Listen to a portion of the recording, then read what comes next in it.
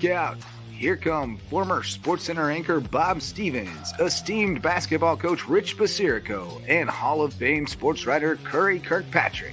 And someone's going under the bus. Welcome in to Under the Bus. We need to start right off the bat and throw somebody from the championship college football game under the bus. Any takers? Uh-oh.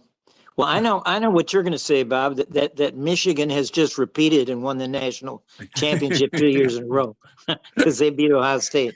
You think the coach at Ohio State? You think you could tell Coach Day, "Hey, you got to play Michigan next week," and he wouldn't go? Probably not. Probably not want to do that. Rich, It made them better. Under the bus contestant, Rich. Well, say that again. Throw somebody under the bus for the game. Have you got an under the bus contestant? I thought it was a pretty entertaining game. Of course, Notre Dame got down 31-7, right? And they came back and made it a game. I was just disappointed in Notre Dame's defense when it was 3rd and 11. If they would have stopped and they would have gotten the ball back, and he completes a 50-yard pass. Oh yeah. That was disappointing. Yeah, player won the game. Yeah. So, I thought Riley Leonard, the Notre Dame quarterback, showed us something very soon. I mean, he carried the ball 9 times on that first drive. It was 9 minutes long or something. He goes to the bench and just starts throwing up, like completely throwing up, like he's sick, which he was. And I said, oh, well, that's how much Ohio State beat him up right then, even though they're down 7-0. I said, uh-oh. I mean, he's showing us something, and Ohio State got the next 31 points. Yeah. All right. So the Buckeyes actually probably used that Michigan loss to straighten themselves out. I've read any number of places where they actually got together, the coaching staff, after that game and realized, my God, we were trying to beat these guys by running it up the middle when we should have been, we've got all these weapons, use them.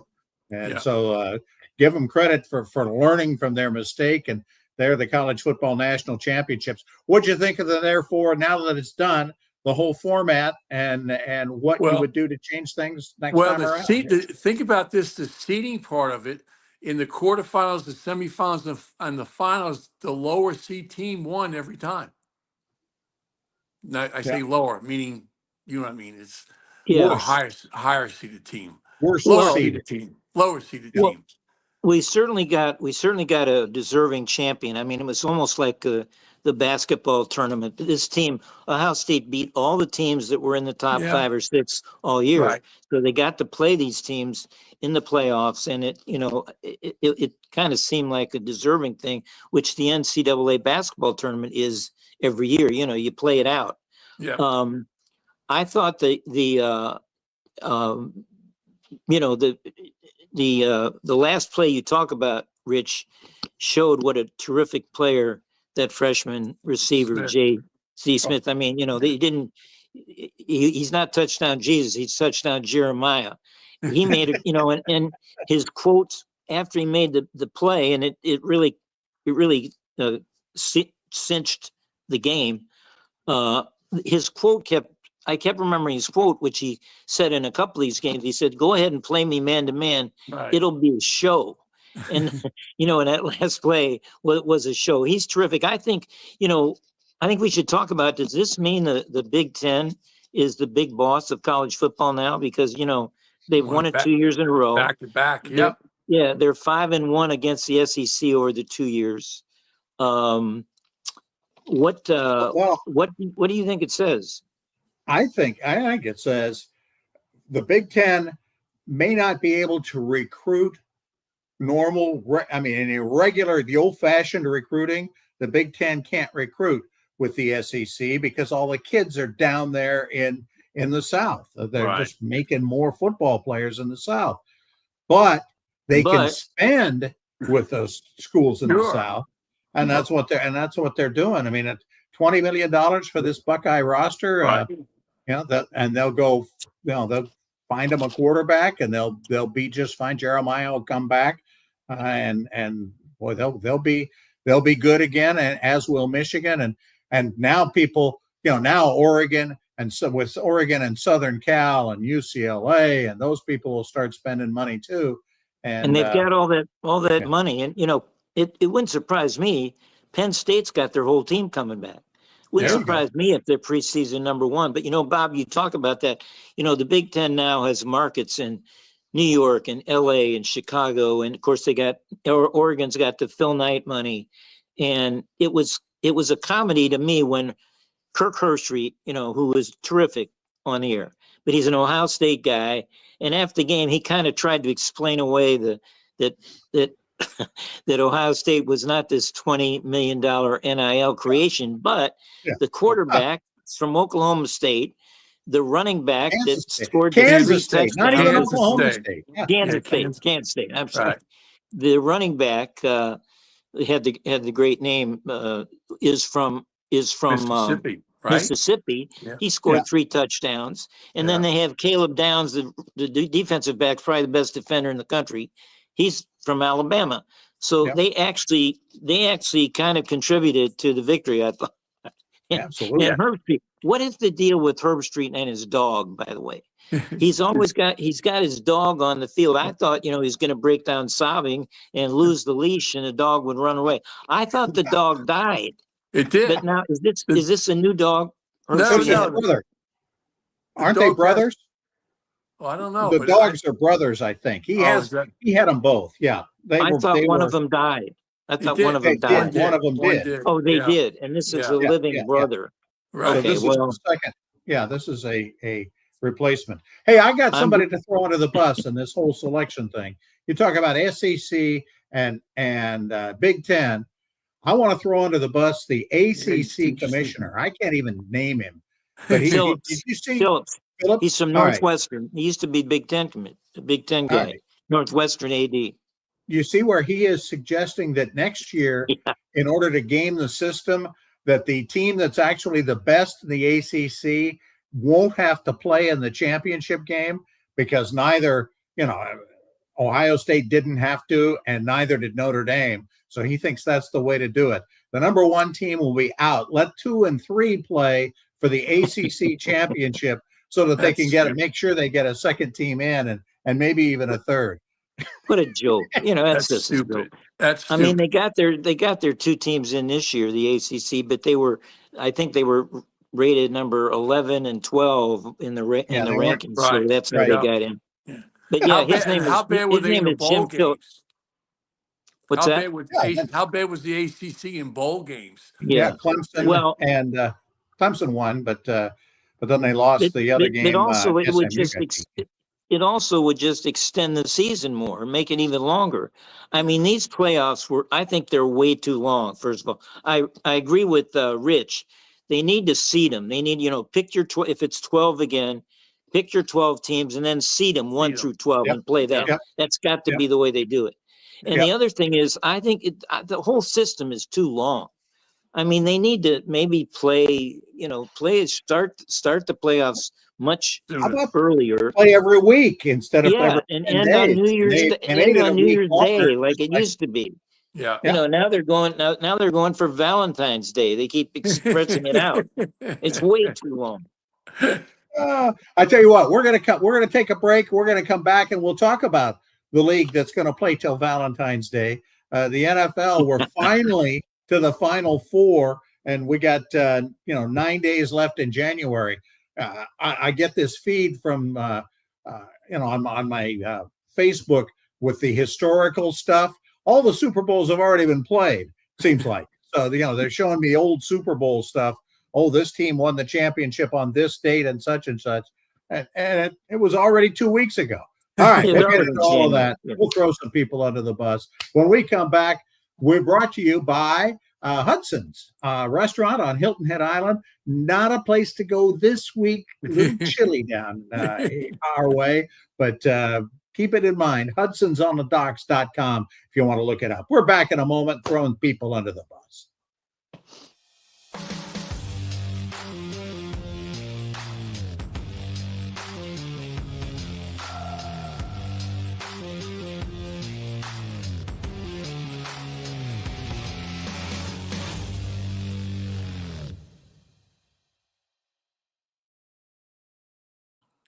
Welcome back to Under the Bus, brought to you by Hudson's. Bob Stevens along with Curry Kirkpatrick and Rich Basirico. The NFL's down to its final four. It was great to see the 2 snow games. Loved that this past weekend. But now we're down to Buffalo going to Kansas City and the Washington Commanders going to Philadelphia. Thoughts on last weekend? People you want to throw under the bus as we go into the finals? Well, I think if you're not a running quarterback, you can't win anymore. I mean, Goff, Stafford, when you look at the quarterbacks that are still left, right? Daniels runs, Hurts runs. Mahomes doesn't run as much, but he still runs, and Allen runs. He needs to, yeah. But when you think about the guys that ran the most this past weekend are the teams that won. Even, Jackson didn't carry as many times as he's had in the past, and Stroud didn't either. They were out carried by the 4 quarterbacks that are in the Final Four. So it's a running quarterback game. The guys that sit in the pockets think about Sam Darnold. He's out, right? He's a pocket quarterback. And the guys And I just mentioned, it's a turnover game. I read where last week the winning teams turned it over 3 times. The losing teams turned it over 21 times. So I know who's going to win. I know who's going to win this weekend. The teams that don't turn it over. Right. I want to pause and shout out my Tar Heels, not my basketball Tar Heels, but my 2 Tar Heels that are still in the NFL playoffs. Receiver Mac Hollins of the Bills and De'Ami Brown of the Commanders. I mean, they're two overlooked receivers, but they're a big part of both Tar Heels. And a third Tar Heel who you don't even know. His name is Ben Johnson. He's the new coach of the Chicago Bears. Yeah. And he was the 3rd string walk-on quarterback at Chapel Hill in the early 2000s. Yeah, he's from Asheville, North Carolina. He walked on and never played a down in a varsity game, but he certainly must have learned something all those years in Chapel Hill studying the game, because now he's the head coach of the Chicago Bears. Yeah. Was Ben Johnson. He probably had his pick. Was that the place to go? Chicago? I think so, because he works great with quarterbacks, and they have a very young quarterback. I think that's where he was supposedly the last 2 years been NFL teams wanted him to be their head coach, and he kind of stayed back and waited for the right fit for him. And I think the Bears is a perfect fit for him. I've never heard him. I've never heard him talk. But did you see his? He was greeted by the staff of the Bears and came in. See that. Palace Hall and talked to the whole crowd. He sounded great. He really seems like he really knows what he's doing. The Lions also lost their defensive coordinator within just the last hour or so. Glenn is going to the Jets. Poor guy. Well, he played for them for 8 years. He played for the Jets for 8 years. But does he have a chance? Because he doesn't have a quarterback. They got to get rid of Rodgers. Bizarre front office. Yeah, that's true. I just saw this on TV today. He also was in the backfield the day that Marino did the fake fumble and threw the ball to the receiver. Easy touchdown for Miami against the Jets. Aaron Glenn was in the backfield on that play. I hate to bring it up. You think that'll get played a little bit on New York TV? I'm sure. I want to add though to all these shouting down the officials whenever Kansas City plays. I agree with this in the Texans game. In Texans Kansas City game, you guys all saw this. I mean, Mahomes has obviously joined the Bradian level and of Golden Boy untouchables, because the great edge rusher Will Anderson came in on him hands up into his body, and they called 15-yard penalty, and it kept alive a Kansas City drive for 3 points. Then the play in the second half where Mahomes slides and 2 defenders fall on him, and they call 15 yards again, and that preserved a drive, and that gave him 7 points. That's 10 points and 2 terrible calls. Right. And even the announcers, I think Aikman was calling out the announcers on the one. He said, Mahomes wasn't even touched on that play with the 2 guys fall on him. Well, I mean, especially and when he's you then always see going out of, Jared Goff. he's flopping out of bounds now. He's looking for the penalty every play now, Mahomes, and it's getting on my nerves. Just a little bit. Particularly when you see Jared Goff just, throw through the interception, was trying to go make a tackle, and he just gets completely clocked by this guy right under the chin with the helmet. I mean, I think even the analyst, the referee, whichever referee analyst they had in for that game on the network said, yeah, I mean, if that's not an illegal hit, what is? And I think you got that, and you got pass interference, which was the NFL still can't figure out how to call pass interference. I mean, they're worse than the PGA Tour trying to figure out slow play. I mean, you got to finally get it right sometime. The NFL's got to figure out what's pass interference. Well, they could throw a flag in every play, and with the defensive backs. I mean, not to mention holding. They hold on. Not to mention holding. They grab them. They play. hold them. They hold their shirt. They put their arms around them. How is that not pass interference? I don't even know how guys even get open for passes the way they get held all the time. Let's move. Let's move quickly to the game of the weekend, the Bills-Ravens game, and what do we think of Lamar Jackson again coughing up the ball on a strip fumble, a couple interceptions? I mean, his turnovers lose the game, and then of course we got to throw, unfortunately, Mark Andrews way under the bus for that drop in the end zone. As I said last week, everybody says, one play doesn't lose the game. Yeah, it does. That play lost the game for him. But I think you're right. I think though the real GOAT, the real guy that should go under the bus is the quarterback in that sense, because he turned it over in critical times. He was not the dominant force running the ball, and that's what got Baltimore beat. Well, Andrews should have caught that pass, but it wasn't the greatest pass either. And it wasn't like it was chest high. He had to reach for it. Now he should have caught it, but it wasn't the best pass, and he was wide open. I think he thought more about getting his butt in the end zone than catching the ball. He was more concerned about it landing in the end zone. I feel bad. Mark Andrews is a good guy, and he's a terrific tight end, and I feel bad for him. Did you see a Buffalo Bills fan raise some money? They did GoFundMe for Mark Andrews, and they raised over $35,000. He's a diabetic. It's some diabetes program. Yeah.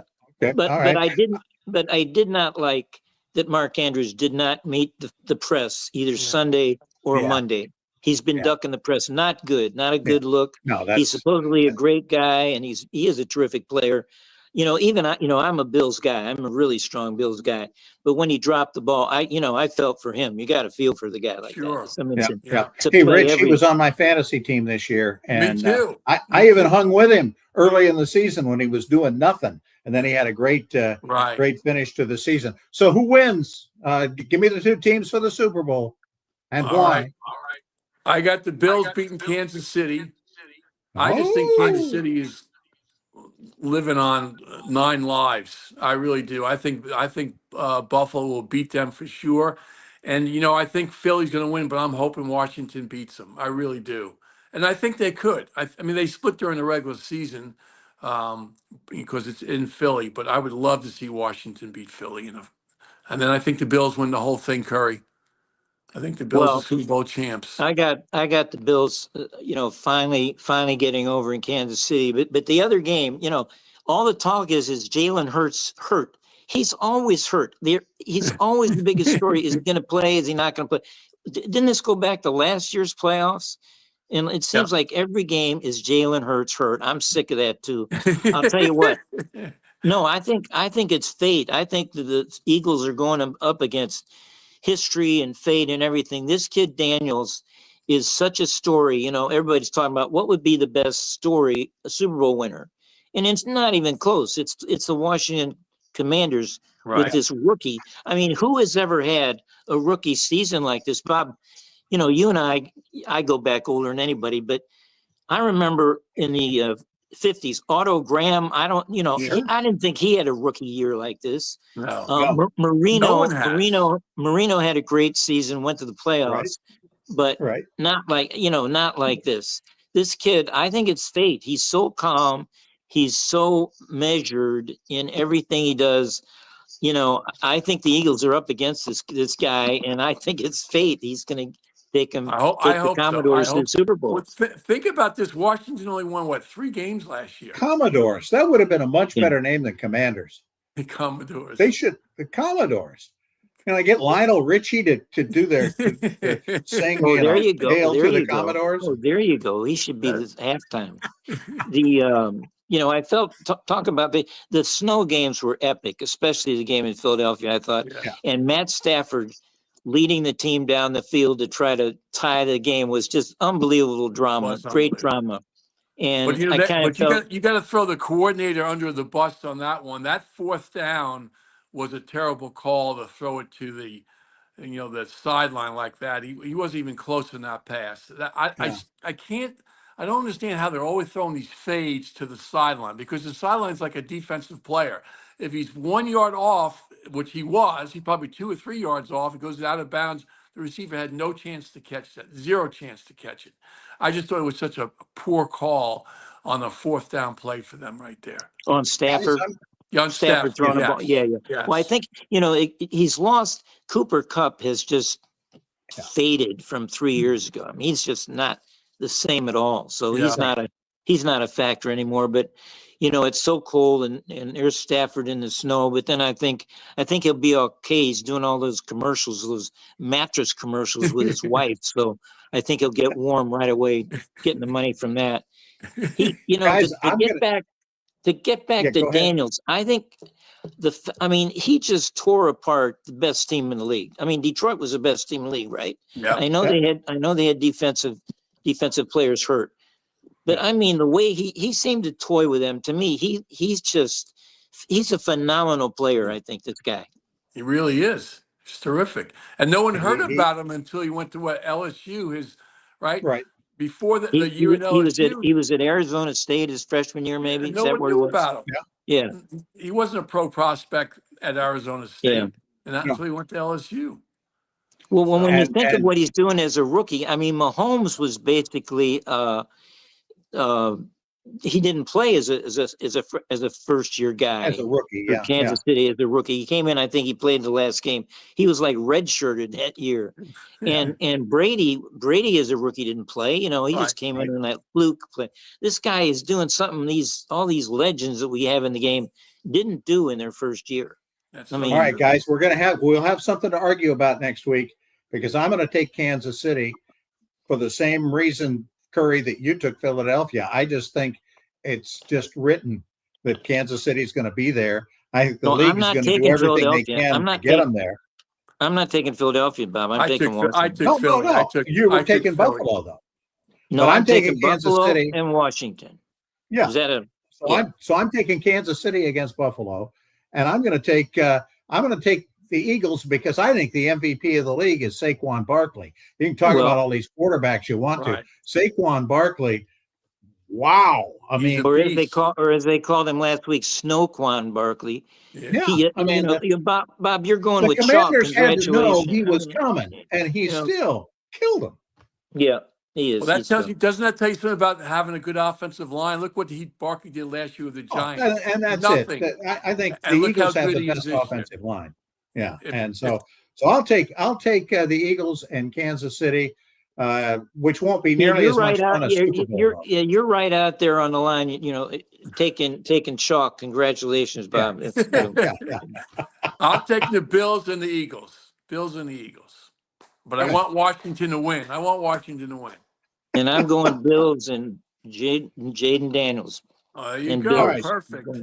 All right, we got basketball still to talk about. We got the Baseball Hall of Fame. A couple of interesting guys going in there. We got all that. We'll still throw some people under the bus when we come back. Stay with us.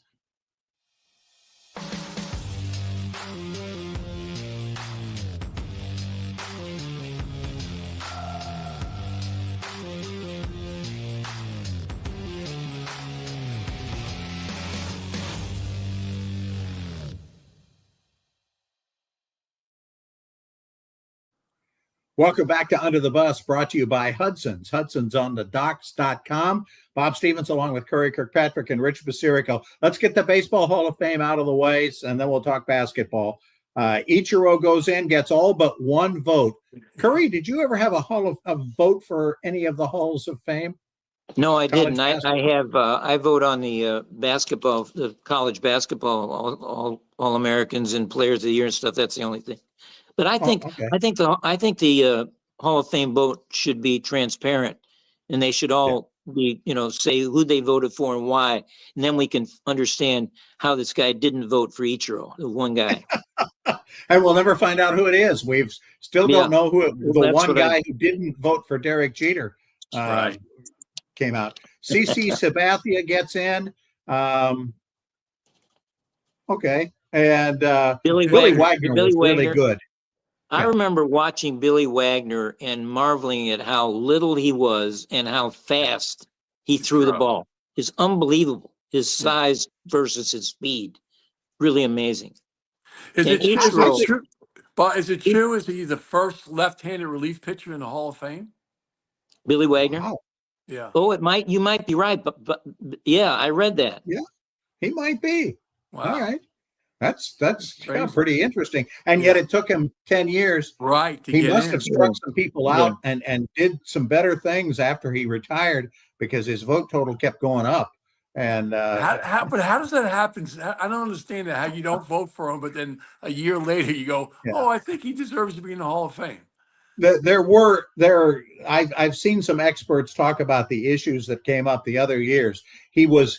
He picked, there was bad years. There was a year when, Trevor Hoffman was obviously better. You're going to take two relief pitchers that year. Lee Smith and Suter, I think, went in together before Wagner. And so he got in the way of a lot of people who were going to go in ahead of him. So that's what they're saying. But yeah, I think you're either in or you're not. And I think we can usually tell pretty much right when your career ends. Yes, he's a Hall of Famer. No, he's not. The other two guys who are going to go in, Dick Allen is going to go in posthumously, and Dave Parker. They were put in by the Classic Committee. Oh. Those were two tough guys. I got no problem at all with them going in the Hall. I think the Hall of Fame should be for guys that you just know. CC Sabathia, like I said, he's in. Okay, he was good. But did you say when your team was going to play against CC Sabathia, oh my God, we got no chance? No. Yeah, he's not in the class of Sandy Koufax or Bob Gibson or any of those guys. Apparently he has the numbers, but you're right. While he was at the end of his career, I never would have thought, that's a surefire Hall of Famer. His career ERA was about almost 4. There's also a mysterious case of Andrew Jones, the center fielder for the Braves, who had 10 of the greatest 10 first years of his career. And then people say he kind of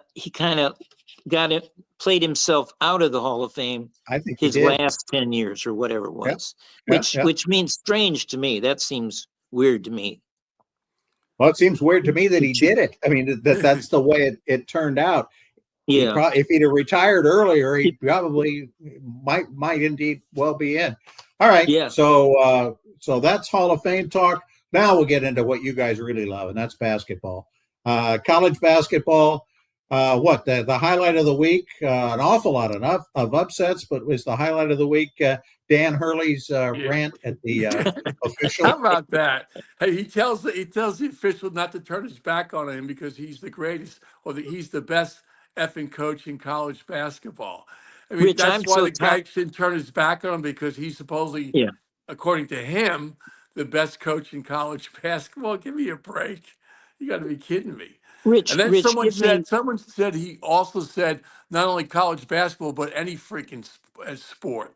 Oh, he said that later or something? I heard. Yeah, that's what I heard. Yeah. Well, Rich, you got to have a great story. You got to have a great story, Curry, about coaches talking to referees, that we probably didn't see them when you were sitting on a scorer's table. Yeah, but no coach I know of ever said that to a referee. I just wonder, Rich, did referees ever turn their back on you? Well, all the time. Excuse me, probably, yeah.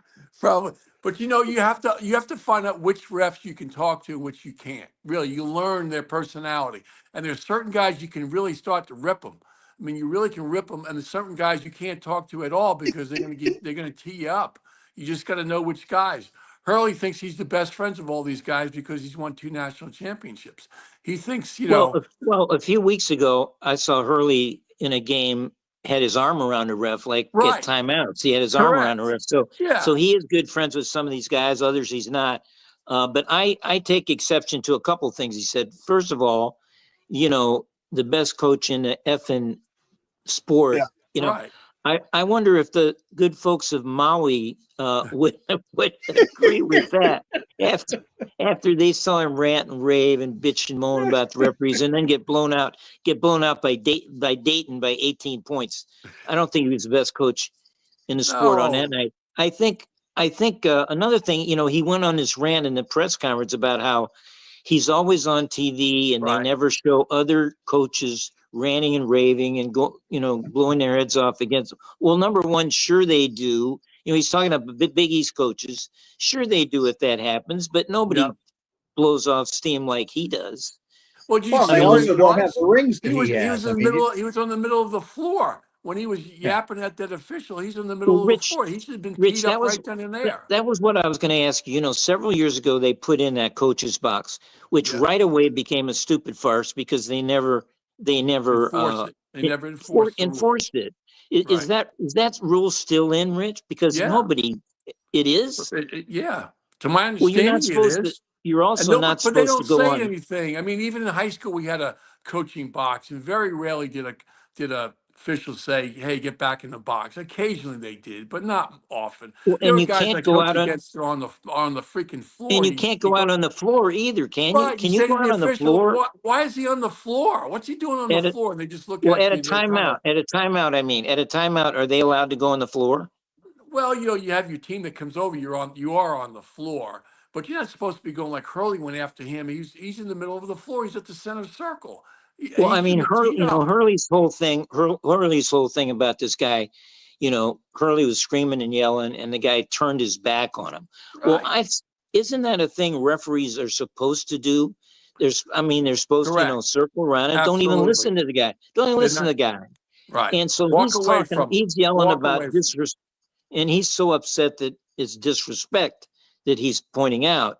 But I think coaches and I mean, God save me. I'm not defending the rat Krzyzewski here, but coaches like Krzyzewski and Roy Williams and Dean Smith, these guys were respected by the referees, Right. and they didn't turn their back on them because they were who they were, and maybe that's why Hurley doesn't get respect because he acts like that. Well, they're You know, tired of him. Is also, Because yeah. he barks at them all the time. It's one thing to bark at an official once or twice, or maybe he's barking at him on every play. So they're tired of it. They're tired of and it. he And And the rips isn't them, official did the right thing by walking away because yeah. if he would have stood up to him, then we should give him a T then. and he But rips them Right. in the media. oh So yeah, maybe if they're Hurley acted tired a of little it. better, he'd get They're the tired of it. respect he deserves. Right. I don't Hey, know. hey, Curry, one thing our show does better than anything else is bring back an old name or two here and there. I'm going to bring back an old referee's name that to me was the epitome of the guy who got the respect of coaches who, even though they yelled at him, Irv Brown. Oh yeah, Remember Irv Irv Brown? Brown from Colorado, From Colorado, right? but he refereed all the big games back in the 70s and early 80s. Wasn't he a defensive back or something in college in football? Something like that. I don't think so, but he ended No. up doing TV and was actually pretty good at it as a referee sitting in the chair doing color on TV. But he was the guy who players could talk to him, coaches could talk to him. Yeah. He talked to everybody, Right. and yet everybody respected him. And I never saw any coach really light him up. And if they started to, I mean, he took care of it. Right. Yeah, he was a great official. Yep. But officials like that, Bob, usually Yeah. are willing to say to a coach, "Hey, I missed that one. I missed it. They're willing to say, hey, I didn't make that call. You know, you got to respect guys like that. But guys that have these egos that think they never miss a call, they're the ones that kind of turn you off. Or the ones that don't Curry, we hustle. both know some names on that list, don't we? Well, I think a couple Teddy weeks ago Valentine, let me throw that name out there. referees. Oh yeah. Yeah. TV, they call him TV Teddy Valentine Right. because Yeah. he always wants to get. He lost a lot of weight about 10 years ago, and I remember seeing him after the loss of weight, and he said, "Yeah, I have to get down. You know, I'm on TV all the time, and I want to look great." He was a neat guy to talk to. I just wonder if Rich had a opinion on why this guy, who's Hurley, well, he's obviously this great coach. He's from this great family. He's won 2 national championships, and he's still acting like a total a-hole. Why is this? Is that his? That's just style. him, right? That's his style. That's him. That's his dad was that way too. His dad. Oh, really? Barked at. Oh yeah, his dad was a In high great high school? school coach. Great high school coach. But man, you talking about using profanity? He was off the charts. Off the charts. Totally. So off it turns out that Bobby Hurley was the sweetheart of the bunch. I maybe so. When you watch him coach on the sidelines, he just kind of he does bark every once in a while, but not like his brother. Danny doesn't think his stuff stinks. You know what I mean? He just because he won those 2 national championships. But when he first got to Connecticut, his first 3 years they didn't even make the NCAA playoffs. Yeah. So now he wins 2. Kudos to him. He won 2 national championships. You can't take that away from him. But he does think he's the best college basketball coach. Well, he really I does. think a lot of coaches probably think that way, and they're probably right to think that way. That's the way they coach. But I think he's, I think I said a couple of weeks ago, Hurley is really close to crossing that line and becoming Bob Knight. And, that might lead to disaster. He's also, who else he reminds me of now is John McEnroe. That he used to bitch and moan and at everything, at calls. You remember him.